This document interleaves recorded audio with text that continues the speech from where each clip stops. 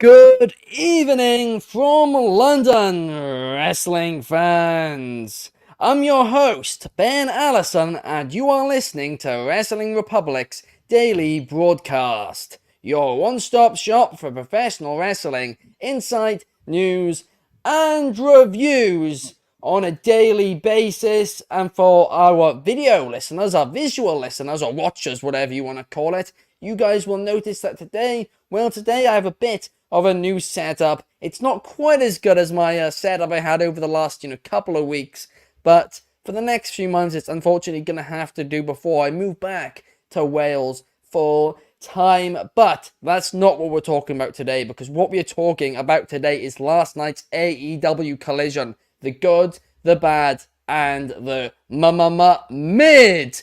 And for that, we need a great panel, and let's kick things off with the co-host of the show, Clark Taylor. Clark, how are you? Happy Sunday, my friend. I'm nursing my first hangover of 2024, and I'm stoked about it. Me and our good friend Carter Crisp last night, unfortunately, Cardi Cornett still hung up in the pen, but Carter Crisp did make it out last night, and we turned the quiet woman into the loud woman in Corona Del Mar. One of the funnest nights I've had in a long time. We had a blast, and not only that, tuned in and managed to watch Collision. Great show as always. A lot of pro wrestling on tap. I am just fired up to be here. But shout out Carter Crisp, and monster shout out to ODB, by the way, too. Drew Bradley, legend. Shout out to him, but also shout out to our next panelist, Chaos. Chaos, how are you doing? You're muted. The curse of the mute has hit you. Damn it! I was going straight in so positively. Anyway, yeah, I said I'm doing much better than you right now, because obviously the reason you're in a different location, you probably skipped town because a certain Liverpool beat Arsenal tonight nicely, comfortably, when you guys should have won 3-4-5-0. But nonetheless, we're probably going to lose against Wigan. Man United is going to lose against Wigan tomorrow, so who knows? We might see you down on the coach back home. But yeah, all other than that, I am glad to be here. My first daily, I think, of the year so far, and wow. Yeah, I'm stoked. Flipping Clark is dripped in Versace or some form of Versace, and everyone's in high spirits. So let's get straight to it. Absolutely, let's do it, right. And I just want to make something crystal clear. There we go. There's a lot of things being chucked around at Arsenal right now, insults towards us. But I have it on good authority from my sources, right? And we all know my reliability is second to none. That Mikel Arteta invited Christian Cage in to help them, do the training plan this week. And Christian Cage, the patriarch, the father of all fathers, said that, Arteta, you need to tell your team to lose so they can focus on winning the Premier League and Champions League. That's exactly what the squad needs, is a father figure. Exactly. That's exactly what the squad needs. That's what they need. That's what they need. And that's just good coaching. That's all I'm saying. It is. Christian Cage, he's amazing. More about him later. But last but certainly not least, we have Soul. Soul, how are you today? Sorry. Let's just say the only word in my vocabulary right now is spinning. It was a long night. I've lost my tie. I've lost my waistcoat. Good to be here, folks. Good to see you, Soul. You know it's bad when he's not wearing a tie. This is how you know it's a long day. It's going to be a long night as well. Not wearing a tie. I've never seen glasses before. Where did you buy those from? I found them on the floor. Clearly. You lost a tie with a pair of shades. I'll take it. That's a good one. It's a come up right there. I mean, Anthony Manzano is trying to claim that the reason Arsenal lost today in the football was because we brought in Christian Cage. Lies. It's hysterical. No, lies. Do you know why we lost? I'll tell you why we lost right now. Firstly, because Christian Cage deliberately told us to lose. Secondly, right, the reason why we conceded 2 goals and didn't score at all was because I can't say the word on the daily broadcast, but that evil man, Adam Copeland, injured Gabriel Jesus during training. That's why. But enough about him. Havertz can't score for squat. Kai I Havertz. can't lie. I thought it was that you guys were outscored. I thought that's why you guys. Waka waka, hey, 65 million down the drain. Kai Havertz scores again. And on that note, let's jump straight into the daily broadcast and AEW Collision, because last night, well, the AEW International, wait, not International, TNT, wait, not TNT, the Continental Crown was defended. They're not calling it the Triple Crown, they're calling it the Continental Crown. When it's defended, is it just that title or all three? Because you said at the start it would be all three, but it's only got that one on the graphic. I don't know, it's all confusing, but Eddie Kingston defended it against Trent. And I said it earlier this week, right? I said that the fact that they, are defending this title so quickly, I didn't like. The fact that the first challenger was Trent, I didn't like. Not because I don't like Trent, I love Trent, but I didn't think he was established enough to be the first challenger, right? You need at the start top competitors to fight for the belt to make it feel prestigious. But I presumed it would be the main event of the night. Was it? No. Okay, well, did it open the show? No. It's even opening this show. It's more relevant on this show, that title, than it is on AEW TV, because it went on the second segment, right? Which in professional wrestling is just known as the dead spot. So this championship instantly just feels pointless. It feels like a mid-card championship. And I thought it was meant to be a world title. We now have 3 mid-card championships on this men's roster. Is it just everybody wins? Is this what AEW is now? Everybody wins. I don't. Clark, I hated this. I think you're being too rigid here. I understand that it didn't open the show. It was the second match of the show, and I get it. Was it a high-quality wrestling match? Oh, yes. Yes. Yes, it was. Absolutely. Every second of it was entertaining. Trent Beretta looked like he belonged. Yes. Up against Eddie Kingston. Not only that, I love Eddie Kingston using the Northern Lights bomb as a finisher. It's better than 3 Hurricanes. I don't need 3 spinning backhands. If one is going to be the one, then I'm in. But I love that as part of his moveset. If we're going to see the Northern Lights bomb as a finish, I'm in.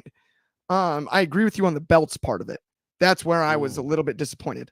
I think either you carry all 3 for the time being, or we put a bright, new, shiny one out there for Eddie to carry and make that a big deal. Yeah. That would have been awesome. But this is a wrestler's wrestling championship. That's what he did.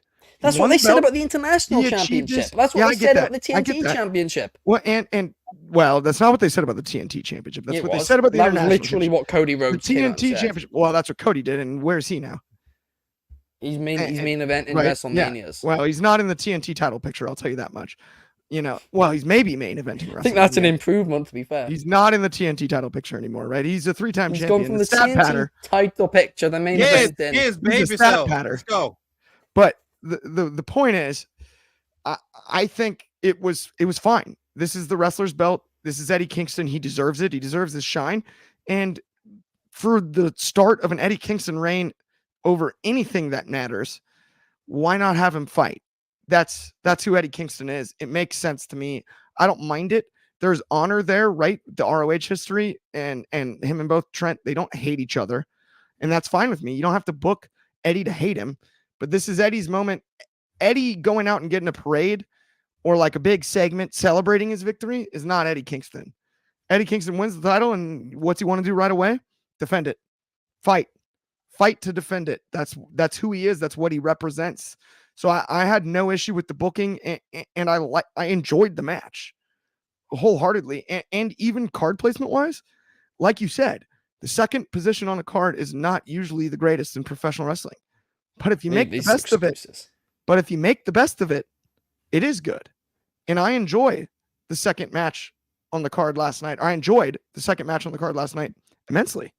It was money. Clark, by any chance, are you friends with somebody named Adam? Copeland? No, not that Adam. I actually wasn't even talking about that Adam, right? That wouldn't surprise me either, but no, I'm talking about Adam Cole, because it sounds right now like you're the devil because you're playing devil's advocate. Come on, you can't. So you're essentially saying, right, all these things in Saturday night on their own, your points make sense. On your own, your points make sense. Together, it's just excuse after excuse after excuse. If you put in the second slot on the show, it was defended in, like, not a thrown together match, because at least there was a number one contenders match for it, right? So it wasn't thrown together, but it wasn't, a built feud or anything. And then to make matters worse, it's not like the end of the segment set up a bigger feud or anything. He just left. Nope. And it's like, it's literally as mid-card could be, because it was on the mid-card of the show. I mean, let's have a look. I mean, this makes it even more mid-card. He's defending against Gabe Kidd at New Japan Battle in the Valley. And I like Gabe Kidd, but he is very, very much mid-card. Exactly. But, I mean, to be fair, I think he's got a lot of potential. But, Anthony Manzano is saying, do you think they might be setting up the title to be at the same level as what Walter is doing with the Intercontinental Championship? Well, guess what? They could do that with the International Championship. They could do that with the TNT Championship. You don't need to introduce a new one. The only thing close to that was Jade Cargill carrying the TBS title, by the way, to your point. It's true. And they did that. They've done a good job with that. But I'm a big believer in that the talent makes the title, not the other way around.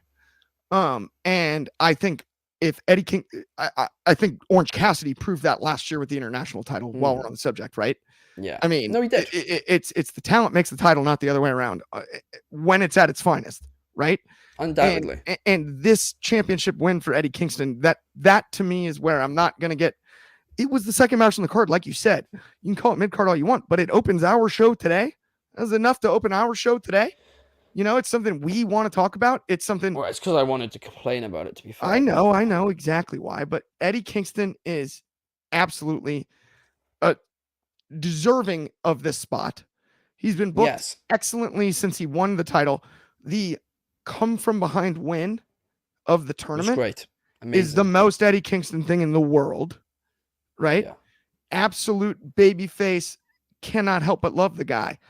And yeah, I hear where you're coming from, but I think it's too early to truly complain, because this is going to be the picture that Eddie paints, not the other way around. Well, if it's going to be what Eddie does with it. I agree if it was a mid-card title, but is it going to be another mid-card title? In which case, there's too many titles. And guess what? Yo Steven 56 on Instagram is agreeing with me, saying, how many belts do they need? I agree. I hear you, but I think the mid-card title is too big of a jump there, Ben, because look at the Intercontinental title. That's a mid-card title, but then Gunther carries it for 2 years, and all of a sudden, does it feel like a mid-card title anymore? No. When the Intercontinental title in the 90s was main eventing pay-per-views, we main evented at Wembley with the IC title. Was that a mid-card title or no? Right? And so I think it's unfair to just label the belt when we had Bulldog and Hitman. Headlining Wembley, right? It's long ago, but not that long ago. And so I think it's unfair to just categorize mid-card titles because of card placement, period. Because if done properly, I mean, you look at the international title, it main evented all out. That's like 5 months ago. I mean, here's the thing. How about we have a quadruple crown? How about we merge the international and continental? Because unless this was going to be another world title, having this on one brand, the AEW championship on the other, then there's just no need for it. You do not need 3 mid-card titles. Why? Like, seriously, why? None of them have a stipulation either.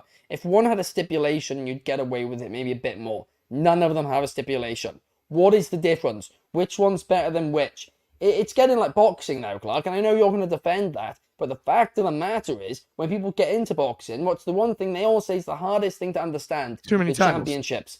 And also, AEW currently need more fans. So they're going to get involved. There's 10 billion titles. What's the difference?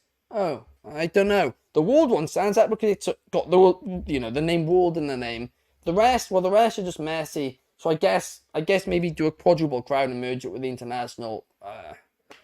It wouldn't bug me. I don't know. I wouldn't even say merge it though. I think let's let Eddie paint first. Let's give Eddie a shot carrying this title, right? And see what he makes of it, because I think that's it's 1 week, right? It's too early to tell for not to just bring up cliches. It is too early. It's too early, but I mean, Carty's in the comments and he's saying, sorry, not Carty, Carter is in the comments saying, I know what's not mid-card, your jacket, Clark. So he's got a lot of praise for your jacket right there. But on that note, Chaos, What is your thoughts on this entire situation? Second, first week, first title defense, second on the card in not a thrown together match, but near enough. What are your thoughts? Yeah, I mean, I totally get what your thoughts are on that. Yeah, the fact that it definitely feels like a mid card title immediately, and it's the situation that everyone's keeping complaining about with AEW. It's with these, they don't need another title. This whole thing, I think they should even merge all of them together. I think it would have been a better aesthetic and a better thing for Eddie Kingston to have all three of them, and just defend them either individually, or if you really wanted to, be one of the true underdogs or prove himself to be, with a little bit of ego behind it, keep putting them on the line every time, almost like a Orange Cassidy situation. It is a bit of a mess. It's already diminishing the fact that it's on Collision, and and the fact that it's the second match on the card is already diminishing its prestige when you're trying to push this new title. And then how, like, obviously how it's all culminated, all three, or merged all three titles at once. But it's early days. I'm not really looking too far into it until they actually start changing if they ever plan to, if they start doing rankings ever again or anything like that. I'll just we'll see what they say. If they're ever going to go back to that kind of thing. That's where they can build this prestige up somehow, make other people work their way up to go and fight for it. And then, instead of just throwing these random tap matches on Collision or Rampage, because I feel like I also kind of got a feeling that you're probably going to barely see any defenses on Dynamite. It probably will be on Collision, or dare I say Ring of Honor. You know what I mean? But yeah, it's not a great start, especially when it just came from an amazing Continental Classic and a good final to finish off. So yeah, it's not a good start, but it's early days. Well, this thing was sometimes with AEW, things take time, so we'll just see how it goes. If it somehow ends up defending it against Griff Harrison or flipping Luther next week, then yeah, we got to ask a lot of questions about should we really care about this thing. So yeah, I said it weeks ago. There's an easy solution to fix this AEW title issue, right? And that's do a brand split, right? It doesn't have to do the hardest brand split, but do a brand split. AEW title on Collision. Make Collision feel important. Then on Dynamite, and of course it'll be on Ring of Honor and New Japan too, because obviously those titles are within it, but have the Continental Crown, and then have the TNT on one and the International on the other. And then bang, you have a mid-card and World for each brand. And at least, they're spread out a bit more. They make a bit more sense. And even more than that, how about adding a stipulation to the TV Championship, the TNT Championship, by saying, okay, well, it's the TNT Championship, which means every single show on TNT, you've got to defend it. And how about that? Now, again, I think if they did that, maybe Adam Copeland would be behind it. Because, of course, that would be very mean to Christian Cage. But in all seriousness, I think the principle of it, I think that's how to fix it. I do. But so, I have another theory. And my other theory is that they keep introducing these titles just so you'll buy them. I mean, what are your thoughts on this? Sorry, I'm just trying to stop the spinning. I'm trying to get the spinning to stop. Give me. It's the one in the middle. It's the one in the middle. My aim's off, so we'll go with that. Look, I'm going to say a couple of things here. Right. I don't think AEW needs a brand split. Pointless. Don't do it. I have no problem with the titles, because here's the thing. See, if this belt wasn't defended today, people online were complaining. It's buried. It's not been defended now. It's been 1 week, and now the world's coming down. It's not been defended. Where is it? And because wrestling fans are, morons. They always moan about everything. Hydration. 1 second. I don't think they'd be saying that. I think if it wasn't on TV, they'd say that. Not if it wasn't defended. No, they would. I know what wrestling fans are like. I've seen them on all the Reddits and the pages and the comments and all that. They're crazy. Reddit. We all know what Reddit is. They're crazy folks. Being second match on the card, no problem. It's on the show. I don't see no problem. And it being Trent's a great wrestler himself, and it's being defended. It's getting TV time to showcase what it is. If Eddie was to have a main event match on Rampage against someone like Griff Garrison or Angelico or something like that, I would have no problem with it because it adds up that he's working and defending it. He's being actively a wrestler, actively bringing the titles and actively defending it on shows. I don't see any problem with it. I'm fine with it. It's early days. He's going to defend on a New Japan show as well. I would happily and easily expect this to be defended on Ring of Honor as well, even their pay-per-views or stuff like that, because that's what this Triple Crown is. It's an AEW belt, Ring of Honor belt, and a New Japan belt. Ideally, it should be defended on AEW television, AEW pay-per-views, Ring of Honor, Honor Club, and Ring of Honor pay-per-views, and New Japan shows. That's what this is. It's a belt. It's a belt with 3 home bases that any talent from these 3 home companies could take. Eddie could lose it to someone like Wheeler Yuta in AEW. He'd lose it to somebody like Evil in New Japan. He could lose it to somebody in Ring of Honor like Dalton Castle or Johnny TV. There are so many individuals that could possibly take this Triple Count and lead it into another direction. This is just the first stop on a long journey with multiple stops in different cities that this place could go. It could be a belt that's defended on something like a Battle in the Valley main event or something. It could be something that opens up a Ring of Honor pay-per-view. It could be something that's maybe, it could even be on a 0 hour for Revolution to start off or something like that. I don't think this belt in itself will, I got no problem with mid-card titles or something like that, or having them having a status, right? I like the pure championship because I like that pure set of rules. But I also look at I agree. I look at something like the United States and the Intercontinental and don't think they need to have a silly, gimmick thing. I don't think the United States title needs to be defended in a United States flag on a pole match every time or something like that to make the Go USA chance or something like that. Or the Intercontinental to be beaten in the Atlantic Ocean or something like that because it has Continental or something in its name. I don't think belts need gimmicks all the time because you have so many gimmick belts. Is basically you're Vince Russo and he's taking his notebook and just throwing it onto the playing field. I have no problem with it. But what's the difference between them? That's what I'm asking. What is the difference between the International TNT? You've explained the Continental Crown, why it matters very well, right? And I agree. But why should the TNT and International matter? What's the difference between them? So with the TNT title, in the day originally, it was a belt that was open rules, sort of like always being defended. Cody did that in the beginning with the open challenge. You had people like Warhorse, Eddie Kingston making his debut, Brian Cage and Lance Archer getting showtimes there. It still kind of continued that way because even when Darby had it, he defended it in that kind of capacity. But obviously he was paired with Sting at the time as well, and that's when that belt was taken off him into Miro. Miro did still continue that in some aspects as well. I think of Lance Archer at Double or Nothing, even someone like Fuego del Sol was getting the chances as well. And as well, Miro's character at that point as well was very much like the God character, and he was making as an appraisal to his higher power. Then the TNT went into a stoop, which I think we can all agree, when Sammy had the 2 belts and all that, and it went hot potato between Scorpio and Wardlow. But I think that is just the process of things. Things will mess up and get murky. But now, with the way it is now, Christian Cage has elevated it with himself. I feel like the belt doesn't need a gimmick because the person that's holding it, it's elevating it so much as just what it is. It's a championship. It's someone...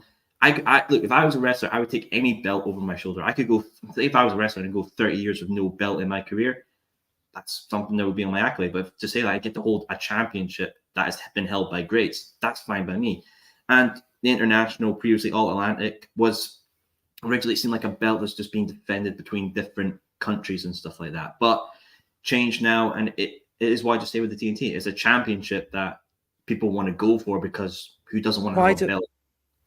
Because they want another belt and they don't think they're good enough to get the main belt. That's what I don't get. Isn't that floppy-haired kid from Ohio, the blonde kid, whatever his name is, the United States champion over on the other side? Yeah, but at least there's one mid-card title. So, by the way, and Clark, I've always been consistent with this. You know this on this show. I've always been consistent that I think the International United States Championships, I think to a new fan, it's a bit confusing. Like, why are they there? But that's one mid-card title, one world title, one mid-card title on a brand. Here, we now have one world title and 3 mid-card titles, right? I understand the Continental Crown, and I actually really like the concept for it. I like how it can be defended. In New Japan, then?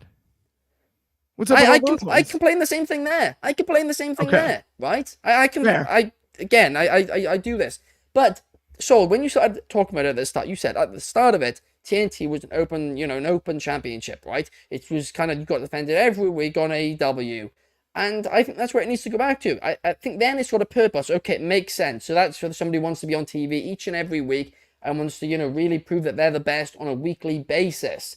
The Continental Crown is for maybe a traveling champion. Somebody wants to go across 3 different brands and, defend against, talent across the forbidden door, essentially. World title obviously makes sense. The biggest title in AEW. International, I don't know where that fits in. And that's why I said maybe merge that with the Continental and have it be a quadruple crown. No. But I don't know. I wouldn't want to see a quadruple crown because that's just like, that's silly. It's silly because with 3's fine, 4's silly. Yeah, so here's why. With the Continental Crown, you have the Ring of Honor World Championship, New Japan Strong, and the AEW Continental Crown Championship, right? You look at those 3, former World Championship in the Ring of Honor. New Japan Strong was a title that was specifically built for the American division of New Japan. And the Continental Crown is basically the seal of who is the creator of this title, which is Tony Khan, who built it for the Continental Classic, where I'm sure this will turn up in the future with the Continental Classic because it was amazing.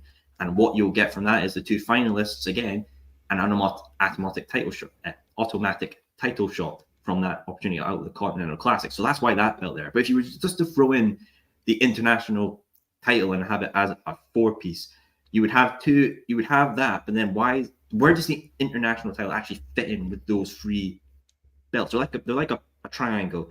Each one is a point in that. No, I agree, but maybe they should have just not had a Continental Championship itself. Maybe the 3rd one should have been the International, and then coming out of it, you had this new belt, this new fancy belt, merging the 3 histories of, an AEW Championship belt and the International, the New Japan Strong, and the Ring of Honor. I think maybe that would have made more sense than just an AEW belt coming out of it. And also, another thing I just want to quickly clarify. I do see a point, I do. But the belt will be defended in the tournament every year. So the winner of the tournament every year will become the new champion. It's not a title shot. They actually get the belt. Right. Yeah. Which I actually don't mind. I don't mind that at all. And I thought the first Continental Classic, I thought they pulled it off really well. On a bit more of a positive note. But now let's move on.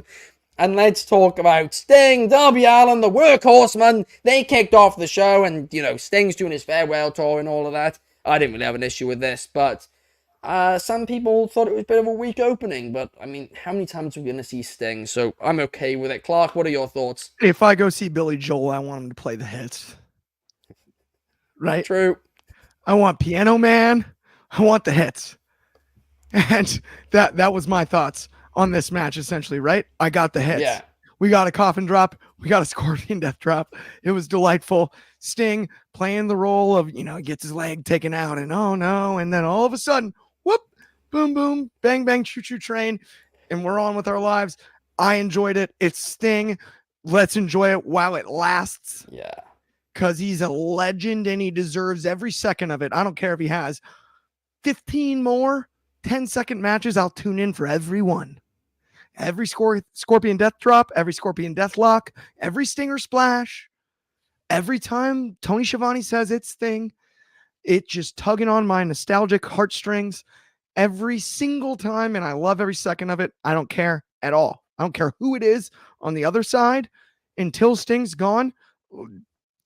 Let him do Sting things as often as possible. I loved it. I had no issue with it whatsoever. And I also think, because, we spent too much time talking about it on the last subject, but I also think that's a big reason why the second match on the card was Eddie. It's Stinger. And we only have so much time left with the Stinger. And we deserve every second we can get. Everything that he's given for all of these years, he deserves it. And as fans, we deserve it. And I enjoyed it. I have no issue with it. Doesn't matter to me. It's for Sting. It's almost a different category of match for me. Everything he does now until the final one, it's real time honoring an absolute pioneer, a legend, a Hall of Famer, one of my favorite wrestlers and childhood heroes. I got no issue with it. That's the way that I look at this match. Yeah. No, I honestly, Clark, I actually agree. I disagreed with a lot of people online who, said that this was, pointless, whatever. I think, if you turn on the TV, even if you're not a long-time fan, Yeah. I think you can kind of see what's going on here. They explained it on commentary very, very well, as well. I didn't have an issue with it. I also think it's completely unrelated to the Eddie Kingston thing because you could have done it, different show. You different could have week. flipped the order. One I hear Dynamite, you. one thing. I hear you. But also you could have put that in the main event, not there. But anyway, I think those are two separate issues. Yeah. But on this segment, I enjoyed it. I did. But something which I did not enjoy. Oh, gosh, Chaos. It was one of the worst promos I've heard in my life. I'm only joking. I'll be serious about this one. Adam Copeland, Judas, showed up on Dynamite Collision, and he cut a promo saying, Christian Cage, I'm going to work my way back up to you, and he's pretending to be the bigger guy. In reality, we all know he's going to cheat to win. And guess who he paid off to face? Griff Garrison. But no, in all seriousness, Griff Garrison came out with Mariah Canales. I would have liked her to maybe introduce him, because I think, most of the crowd knew who she was, but maybe not who he was. But then once he got the mic, he did a good job himself. They gave a reason for this match. It was an open challenge, but they built a story in a very short time, and I thought it was, done well. A lot of people were talking about Griff Garrison after the match as well. And of course, Copeland got the victory. But, Chaos, what did you think about it? It was in the words of our boy David Sheldon, it was fine. It was fine. It was pretty much box standard, really. The Edge promo, sorry, Adam Copeland, sorry, still Edge. It's still Edge to me, damn it. Adam Copeland can pull up a good promo. He's gonna win the title back again, isn't he? He's gonna be a 2-time TNT champion, I feel. And it's it could be a good thing or a bad thing. Is it good that two former people from WWE are fighting over this title, which has been hot potatoed? So, and they did like a brief hot potato right there as well. So it's like it's kind of living up to its stick. But yeah, I do not care for Griff Garrison. When he came out, it looks like literally a default CAW on 2K24, and someone probably just changed the shader of his pants. But yeah, he just looks so default. It was good to see Maria Kanellis there, and I love that guy's shirt as well. I think it was like Hot Moms Love Professional Wrestlers. Yeah, that was hilarious. His 450 splash was nice. Even though he missed it, it was nice. But yeah, I do not care much for Griff Garrison. I don't know what people were talking about him. Like, I'm just glad it wasn't a squash. Let's just say that. I'm glad it wasn't a squash. He put in some work. But yeah, of course, Edge was gonna. So Adam Copeland was gonna win. And yeah, just gonna see. Who knows? He might still have to do similar to what MJF always does to his opponents when he's a heel. Make them go through the ringer to have like little gauntlets, some matches to go back against Christian. That's where they're gonna head to. But yeah, I'm here for it. It's more Adam Copeland. I still enjoy him. And seeing him on my screen. The match on World's End was great. So yeah, I'm here for it. It was just very generic, and I do not care for Griff Garrison. I still, even back when he was in the Varsity, was it Varsity Blondes, whatever they were called? Yeah, Varsity Blondes, Julia Hart, Brian Pillman. Yeah, so he's the other one left that really needs to make a mark, because the other ones, Brian Pillman Jr. is doing his thing. Julia Hart is doing her thing for sure. He's the only one, and usually when it comes to these factions, there's always one bad egg that doesn't go anywhere. Let's hope he can break that mold. Let's see how it goes. I think people liked it because he gave a good show, and he showed what he was about. It was it was a solid enough match. Yeah. And at least he was on TV, and they got to see him for the first time in a while. But I do agree with you too. It wasn't anything overly special. Some people were saying online that it was like the John Cena Kurt Angle stuff, which is just absolutely ludicrous. Oh, yeah, definitely. But yeah, you can't link those two. But I thought it did its job. It did its job.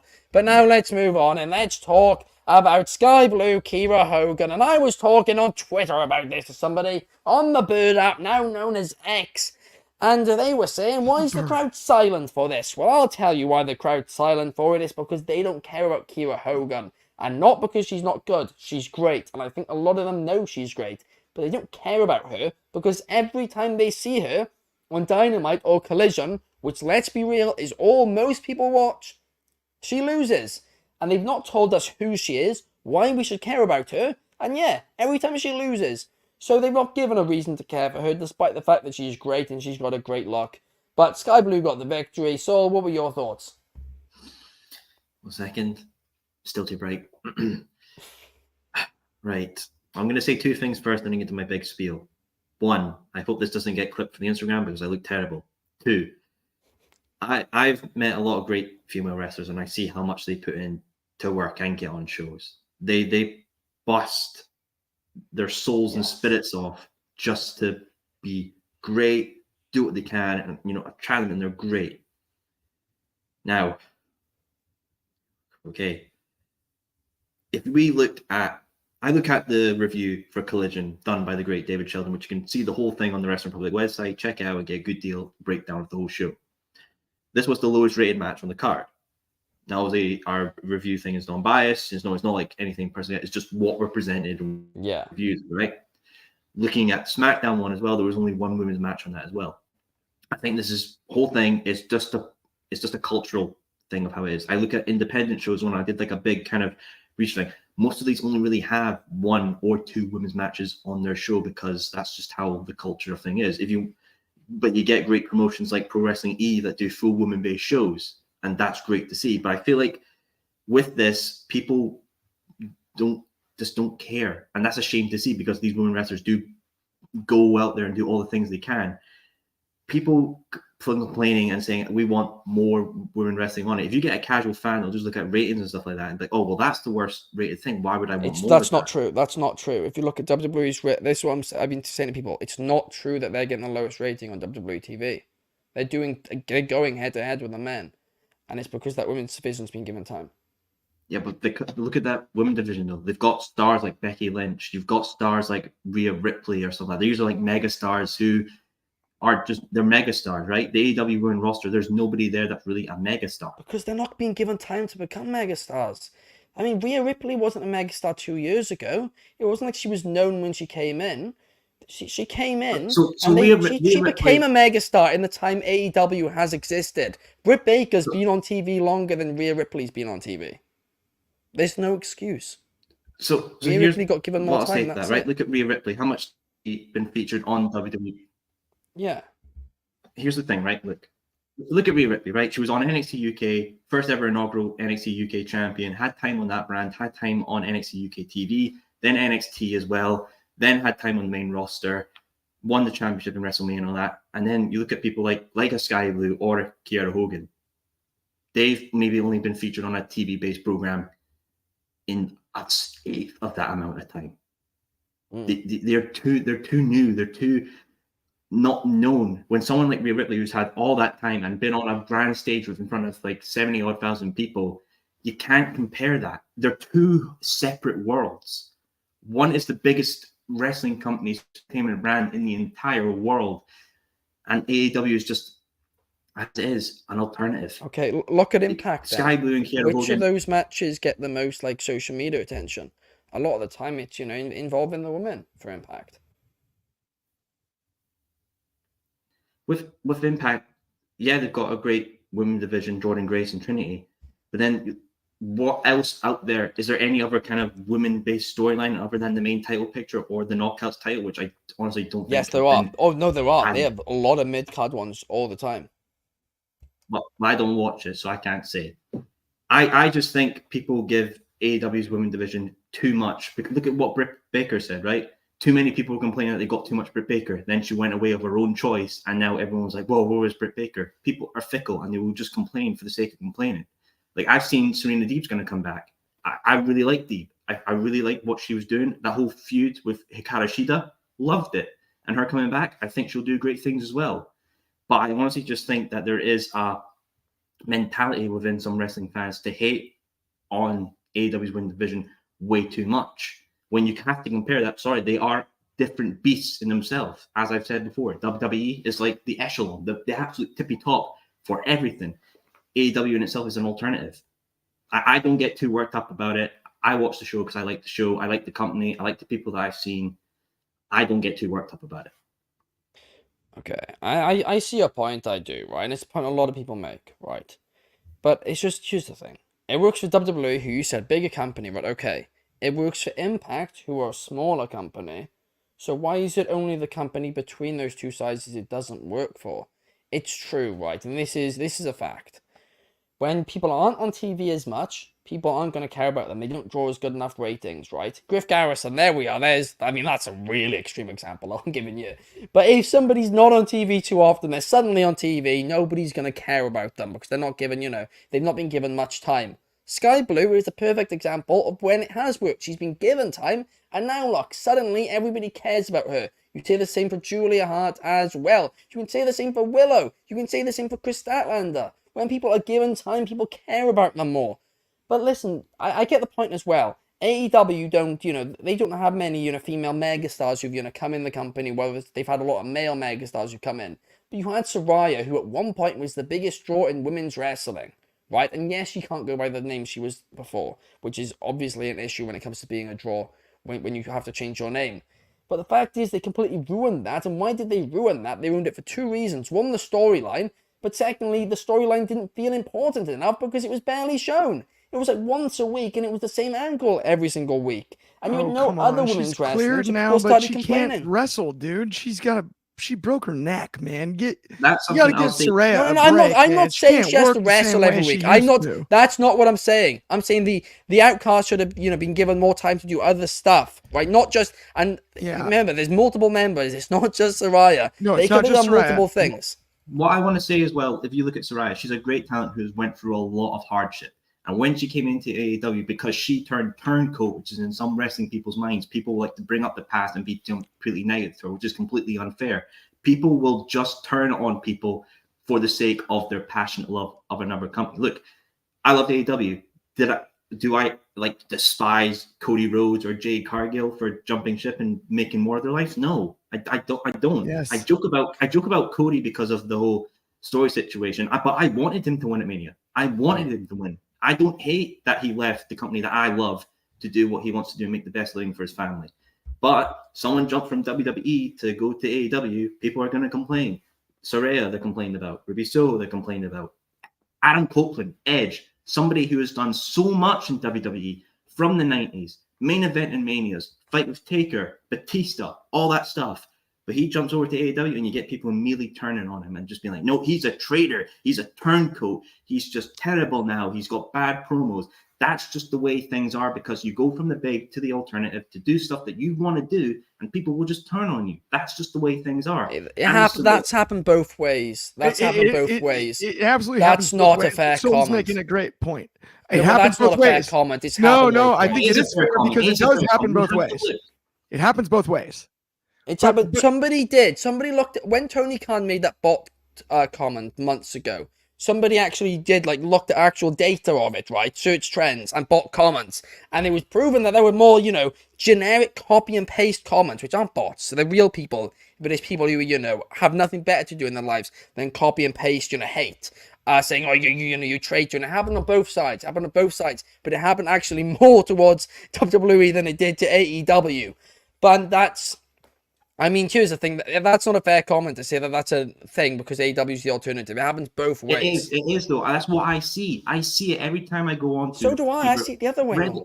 How many negative opinions or accounts are just based around hating on AEW? AEW botches, AEW fails, or something like that, right? People will just actively go against it because it's going something against the grain. I know WWE that's been around for over near enough 4 decades at this point, and it's a lot of people's childhood, right? But for me, I didn't grow up with WWE. I got into wrestling in 2019, and I appealed to AEW, so that's what I like more. And why people have that fixation on, I'm getting sober now, get that fixation on WWE is because of the nostalgia and childhood appeal to it. If you're 6 years old and you watch someone like Batista or Undertaker do so much great things, you're going to have a passion towards it, and you're going to want to see the company that you grew up in having good times and enjoyable moments thrive. But with AEW, it's just because it's going against the grain. And yes, Tony Khan hasn't helped with his Twitter outbursts and stuff like that, making it easier for people to dogpile on when the people there, like people saying they want AEW to go out of business. That means you're wanting people like the wrestlers, the production crew, the catering, everything like that, people to lose jobs. Heck, us. Everybody, yeah. Not everybody agrees. There are idiots like that. And they are idiots. You're completely right, Saul. Well, and that's where I think you guys are both right on this, right? The to your point, it happens both ways, and it happens. There's an uncomfortability at this point in time, right? If you grew up watching wrestling a certain way with this AEW, right? That's where the tribalism conversation that we always have, like existentially speaking, all the time comes from, right? It's uncomfortable because it is legit enough, right? And that's why the holes get poked so hard. It's like, well, they're not going to make enough money, or the revenue and look at the ratings and all of the, oh my goodness, they're in trouble and stuff. It's like, there's an uncomfortability if you're used to a certain thing as far as your product as your outlet, which is what professional wrestling is for all of us and anybody listening here. It's an outlet. It's an amazing entertainment source. And it's something we're all passionate about. It's outstanding, right? But there's an uncomfortability to AEW. I think Soul makes a great point about that. There's this level of like, ooh, they're going to take, that's not how it is. It improves the industry to have both. And direct competition, undoubtedly. Yeah. Direct competition, we're not going to see for a long time. It's nearly impossible. We're talking about a privately traded company owned by a billionaire and his family, right? Against a publicly traded company that's been sold and been 50, 60 years worth of groundwork laid, right? We finally have a real challenger brand for once, and it bothers people. It does get under their skin. Soul's right about that. He is people. Right, and it happens right the same way other way too. But to your point, Ben, it also happens the same way the other way, because AEW people that get into AEW or got into AEW will look at the WWE as the enemy. I find it actually hysterical, because the best thing for both is the existence of both, in my eyes. Undoubtedly. The way I look at it, the best thing you can have for the WWE and for AEW is the existence of the other, right? There's less to talk about if it's not for that factor, right? That it's piece. Very hard for people to understand that. That's the thing. Yeah. It's very hard for people to understand that. There's more stupidity than actual, people with logic in this world. So, yeah. No, undoubtedly. And I mean, all of us, at least I think, all enjoy WWE and AEW right at times. And I mean, I say this, my least favorite things, a lot of my least favorite, angles of 2023 were from AEW, but also the matches which I'm talking about, and the angles which were my favorite angles of 2023 were also AEW, apart from, I guess, the Bloodline in WWE, right? So that's the thing. It's the best and the worst. I love it and I hate it at the same time. And that's why, we're trying to get it to a point where one thing which it is true, and this will be the case, is something which you said a while ago, Sol, is that people are harder on AEW. And that's true. Their own fan base is going to be harder on AEW than they're going to be harder on WWE. And the reason for it, I think, is that AEW's fan base wants AEW to do, be able to compete with WWE and just survive so badly. And we also what happened with TNA back in the day. And I think that's where some AEW fans fear, and I think, quite a few of us at times do fear that it could end up becoming like Impact when, ratings are going down and attendances are going down. But I mean, so I'll agree there. People are harder on them, but I also agree that I don't think it's going to become TNA, right? I want to make that clear. I was saying, we do want to move financially. Exactly, that's why. But we've got a few comments here. Numero 1 Superfly agrees with Sol. Chris Leclerc believes that AEW. He agrees with me that AEW should have 2 women's matches per week. Anthony Manzano says the issue with AEW is some of the hardcore fans of the company are still in the honeymoon phase and they're not criticizing anything they do. I mean, some fans, it's the same with WWE again. I don't think that's an AEW fan thing. Some WWE fans also don't criticize anything. And then the same with AEW. I mean, I think that's just one of those things. But now let's move on. Let's move on to talk about the main event. FTR House of Black match, which, I just saw one of those comments over on Twitter. So that's certainly something and not one thing I'm going to be reading out at all. But let's now move on. Main event, FTR House of Black. We've been getting a lot of criticism for this because David Sheldon, who, you know, is a big AEW fan, just to make it clear as well, right? He rated this 3.5, 3.75. And his issue with it was that considering, you know, how personal this feud got, he didn't think this match was personal enough. I get that, but if I'm going to be honest, I thought he was being a little harsh on it. But I do agree with him, but I personally enjoyed the main event. So what were your thoughts? I know we've ran over time, so I'll keep things very, very short and brief. We're going to go an hour, don't worry. Oh, I have time. Cool, nice. I really enjoyed it. We're back. I really enjoyed what these two did in the ring. Malachi and Buddy, awesome, and the FTR have always been great as well. There were some things I really pointed out. I liked when the match began. They had that cloud of smoke above them as well. Very atmospheric. Oh, spicy. You like it. And obviously at the end of the match, Julia doing like a 10-bell salute for them as well. Very, very cheeky. Very cool as well, and I loved it. With this match, and I feel like it's just this beginning, right? This is easily going to lead into something that goes into Revolution, right? This will definitely be a storyline that's more featured on Collision. I can see something in the future, like maybe Dax versus Malachi, or Cash versus Buddy. Heck, I would even love to see a 2-on-1 handicap with FTR against Brody, just to show how much of a dominant force Brody is. And then where this will go is, I absolutely feel like it will, is Revolution trios match, House of Black versus Daniel Garcia and FTR. And this was where Daniel Garcia will shed the Fancy Man persona and go for the heart brawler kind of guy. And that's where I absolutely see this going, because I feel like it's just going to be fun, right? It's just going to be fun. FTR, the greatest tag team of all time. House of Black, probably some of the best character work in AEW. Yeah, I got no problem with it. I mean, David has his own rating. As again, it's not biased. He just reviews what he sees presented to him, like a nice plate of meat. We have bologna or turkey or something like that, and he just nums and creates what he does on his scale. That's fine. I see it like with a little bit of caviar on the side and peppercorn sauce, and I'm like, extra delight for me. I love it. So yeah, no problems. Fair enough indeed. I mean, I certainly a bit of an abstract comparison, but fair enough. I do like that. I mean, let me read out very quickly what exactly David said as well, because I don't want to misquote him. So he said, much of the match he found to be a bit slow and one-dimensional, and this led to another issue for a feud which had so much personal, hatred based around Dax's child and the House of Black torturing Dax and Cash. It was all far too nice. He never felt the heat of the story, as there wasn't enough fire behind it to draw him in instead of just wrestling content, but he really enjoyed the final act of it, which is why he posted the rating up. I mean, Chaos, what did you think about this main event? Yeah, I mean, I'll be honest, I haven't seen the match from beginning to end, but I have seen the highlights of it, especially the ending of it.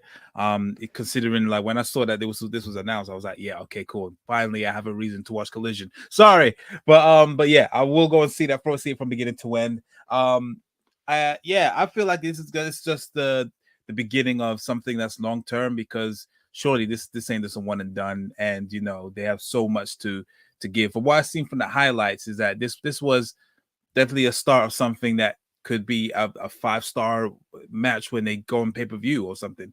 I did love the finish as well with the black mass with the chair, and yeah, taking that was very nice. And then Soul said with a 10-bell salute, very, as he said, cheeky. So I agree with that. I do like that as well. But yeah, it's about time that these guys actually locked up together. It'll be very interesting to see what they would do in the trio situation. I don't know who FTR would get, because obviously a certain someone's gone to the other side. So let's see who they might get. But yeah, seeing them in the trios perspective would be very, very tasty for me. I'm fine with them doing like a best of 3 series or something out of this. But yeah, it's early days. The match itself, while so from the highlights, seemed fine, but I feel like there's more to give, and a way better outing than this one. So yeah, it was. And again, in the words of David Sheldon, it was fine. It was fine. But But I mean, maybe we need David. Maybe we need to make a special rating just for you, which says "fine" in capital letters on the Yeah. site. Not No, great, honestly, not good, we might have to fine. change the whole system. Yeah, I just mean, so we I have think, a fine. I think if you're going to do anything, have like the "it's fine" T-shirt and "no, it's not fine," like the yeet and the no yeet shirts, and we can Yeah. sell money. Yes. We just have like Put it on Money, a money, t-shirt. money, a money, David money. specific rating section. Fine or not fine. It's like a scale. We got a comment here from Bobby Batito saying that he liked the match between FTR House of Black. I agree with you. I mean, Anthony Manzano doesn't think that FTR is the greatest of all time, but maybe of their generation. Top 10. I mean, it's all opinions based, isn't it? That one, it very much is opinions based when it's different eras. And Top yeah, 10 dead or Bobby alive. Petito thinks FTR could use Daniel Garcia. I definitely think that's where they're going after last night. But I love the dancing chaos. I love it. But Clark, what about you? Where do you think this is heading? And did you enjoy it? Was it fine or was it not fine? Not to quote the great George Clinton, but if you wanted the funk, I thought this one was a little funky. To be objective, it was funky to me. It didn't make sense. I love the FTR and House of Black rivalry. I wanted to see a slugfest. That's not exactly what we got. We ended up with a roll up kind of finish, like kind of we got the funk, for lack of a better term. At the end of the day, I enjoyed it. I thought the match was fine for what it was. But if we're looking for a third for this trios thing, I mean, let's not forget who Adam Copeland called when Seth Rollins broke into his house. That's less than a year ago, my friends. When Seth Rollins broke into Adam Edge Copeland's house, eating apples, picking out of his fridge, having a nice old time, he called FTR. And we know he did. We heard him say it on the phone. That's the third man. You want a third man? That's the third man. That's their guy. That's their dude. That's their homie. Book it now. I'm ready for it. Adam Copeland on his way Rated back. FTR. Rated FTR. Rated FTR. Thank you, Chaos. Exactly. Bring him back. Put him in there with them on his way back to getting that redemption against Christian Cage. He's got to be looking over his shoulder. Your buddy Christian's got to be looking over his shoulder. The ultimate opportunist is waiting around the corner. Be careful. On second thoughts, Anthony Manzano, I agree with you. FTR are an awful tag team, one of the worst of all time. They should be nowhere near AEW, and we should release them along with Adam Copeland. But no, I mean it's a good point, Clark. It is. But ACO, is that you? That's who we called. The one time I say something nice and I say, hey, I think AEW getting a bit too much hate. I actually enjoyed this. You're disagreeing, Clark. I thought it was funky for myself for the main event. I thought it was good, but not great. Could have been better. And it's leading to something else though, which I'm cool with. It's not that I disliked the match as a whole at all. I just, there's more food on the plate, right? There's still some chicken on that bone. They gave us a starter, but we're hungry enough for a main. There are unturned stones. Yeah, exactly. We got an appetizer. We're ready for the main course. Now, I think next. All around though, quality wrestling match. I love FTR. I really do. And as much as we're joking around and all that stuff, I gotta say, man, they're on my top 10 all-time list. I really do think they're that quality. I think they'll go down as top 5, I think, for me. At the end of their career, if they finish as long as they've been on now.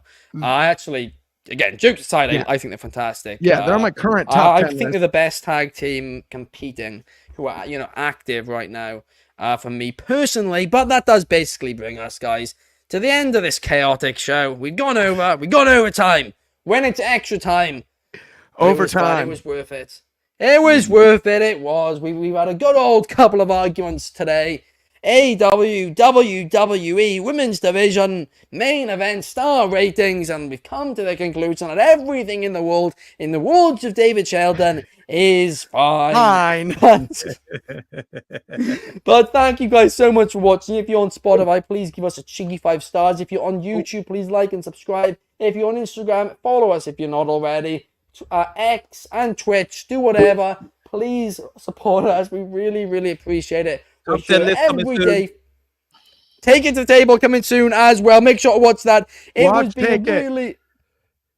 been a really, really, really fun episode. And we're back tomorrow for Mailbag Monday. So send in your questions via our Instagram stories, and we'll see you tomorrow. Have a good Sunday.